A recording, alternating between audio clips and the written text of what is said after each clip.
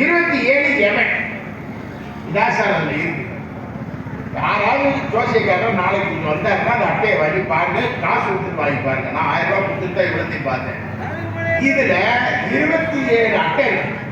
10வது அட்டையும் 19வது அட்டை இருக்குல்ல, அது நான் சொல்லலைன்னு சொன்னேன்ல. 10வது அட்டை 19வது அட்டை சொல்லலைன்னு சொன்னேன்ல, வேளாங்கண்ணி மாதா. சரி, இப்ப என்ன எல்லா சாமியும் சேர்த்திருக்காங்க கிளி ஜோசியத்துக்குள்ள. அந்த கிளி இருக்குல்ல, அந்த கிளி யாரு? அதான் முக்கியமான பாயிண்ட். அந்த கிளி யாரு? கிளிதான் அருணகிரிநாதர். அருணகிரிநாதர் யாரு?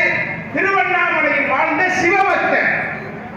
அந்த சிவ கண்ணு தெரியும் அந்த மன்னருக்கு அப்படின்னு சொன்னதை வச்சு இவர் என்ன பண்றாரு? அருணகிரிநாதர் அட்டமா சக்தி உருவடிக்கிறார். அட்டமா சக்தி உருவம்னா என்ன தெரியுமா? அவர் உடம்பு கீழே கிடக்கு, கிளியா மாதிரி மேல போயிட்டார். எதுக்கு? பாரிஜாதி மலரம் பறிதான். என்ன செஞ்சாரா சிவபெருமான்? நீ கிளியா இருக்காத, மதுரை மீனாட்சி தோல்ல போய் உட்காந்துவோம். கோடிக்கணக்கான மக்கள் இருந்தான். ஆக இங்க இருக்கிற உயர்ந்த பதவிகள் இஸ்லாமியர்களை பெண்கள் அடிமைப்படுத்தப்படக்கூடாது, பெண்கள் விடுதலை முக்கியம் என்று சொல்லக்கூடிய இந்துவாக நான் இருக்கிறேன். பெட்ரோலை ஏற்றிட்டான், டீசலோட ஏற்றிட்டான், வளர்ச்சின்னா வளர்ச்சின்னா வளர்ச்சின்னா வளர்ச்சின்னா மோடியினுடைய காடி அந்த இது இருக்குல்ல, அதுதான் வளர்ந்தது.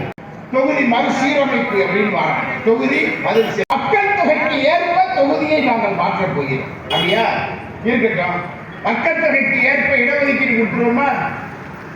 70% தமிழ்நாட்டில் நாடாரு, தேவரு, கவுண்டரு, மூப்பனாரு, செட்டியாரு, எல்லாரும்